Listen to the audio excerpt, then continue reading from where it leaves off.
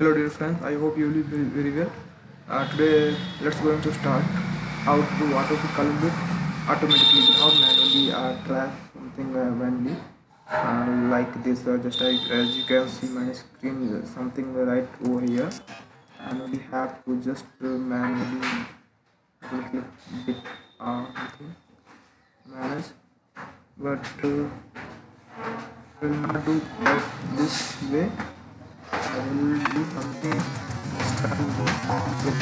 you can do anything but just you have to click on your sheet one and just as you can see my interface Q code, and here you have to click you already got that channel, but you have to select worksheet, and here something command that is cells dot and cells dot entire column and then dot auto fit.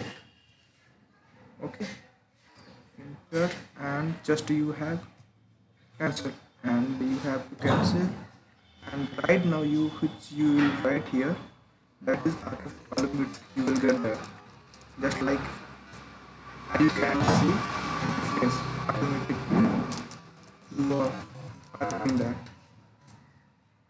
Alright, I hope you will get very well information. Thank you, have a nice day.